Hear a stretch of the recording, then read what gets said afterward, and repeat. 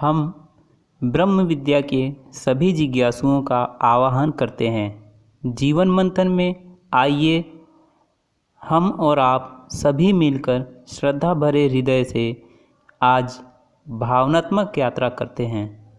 आज का विषय है कि हम अपने इंद्रियों पर कंट्रोल कैसे करें,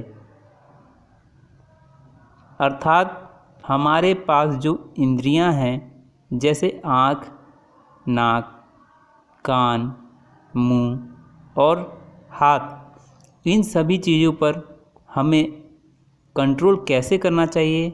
आइए हम और आप मिलकर जीवन मंथन के द्वारा ब्रह्म विद्या को जानेंगे। जीवन मंथन के साथ करें शब्दों से संस्कार निर्माण। सब्सक्राइब कीजिए जीवन मंथन। इंद्रियों पर हमें कैसे काबू करना है, यह श्रीमद् भागवत गीता में भगवान श्री कृष्ण ने अर्जुन को बहुत ही सुंदर रूप में बताया।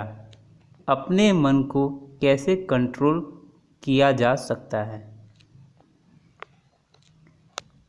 अर्जुन पूछते हैं, यदि कोई किसी को ही काट कर फेंक दे, यदि कोई किसी को ही काट कर फेंक दे तो क्या उस इंद्रिय का विषय नष्ट हो जाता है।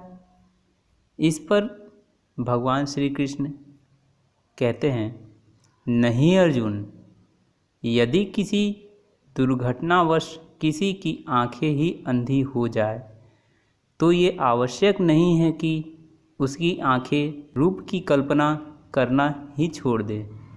आंखें ना होने पर भी उसका मन ऐसे दृश्यों की कल्पना कर सकता है जो उसे विषयों के मोह में फंसाए चले जाए।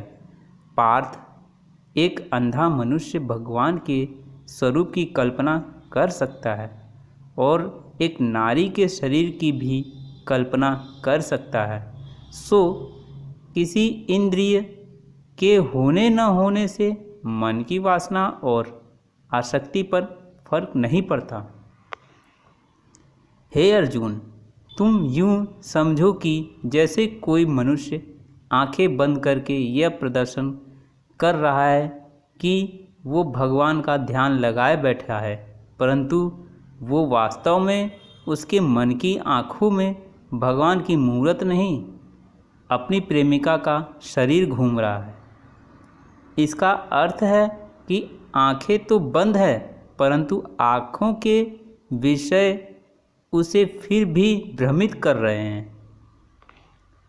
हे अर्जुन, कई लोग अपनी इंद्रियों पर बड़ी कठोरता से निग्रह करते हैं, लेकिन बड़े कठिन व्रत उपवास भी रखते हैं, कई कई दिनों तक खाना पीना छोड़ देते हैं, फिर भी यदि उनका मन भांति भांति के स्वादिष्ट भोजनों की वासना में ही अटका रहे तो हठ के द्वारा किए हुए इस व्रत उपवास का क्या लाभ। ऐसे लोग हठ के द्वारा अपनी इंद्रियों को सुखाकर निर्बल तो कर देते हैं, परंतु इससे विषयों की आसक्ति का त्याग नहीं होता। याद रखो पार्थ, विषयों से अधिक खतरनाक है विषयों की आसक्ति, और विषयों की आसक्ति का त्याग केवल इंद्रियों के निग्रह से ही हो सकता है। आसक्ति का त्याग केवल मन के निग्रह से होता है। जब मन निरासक्त हो जाए तो इंद्रियां अपने अपने विषयों को भोगती हुई भी इन विषयों से निरासक्त रहती है। जैसे कमल का फूल पानी के अंदर रहते हुए भी सूखा ही रहता है, जल की एक बूंद भी उसके पत्ते पर नहीं ठहर सकती। इसलिए मैंने कहा है कि पहले ज्ञान के द्वारा बुद्धि को स्थिर करो, मन को स्थिरता देगी, फिर मन इंद्रियों को इस प्रकार विषयों से खींच लेगा जिस प्रकार एक कछुआ खतरे की जरा सी आहट पाते ही अपने अंगों को अपने भीतर समेट लेता है।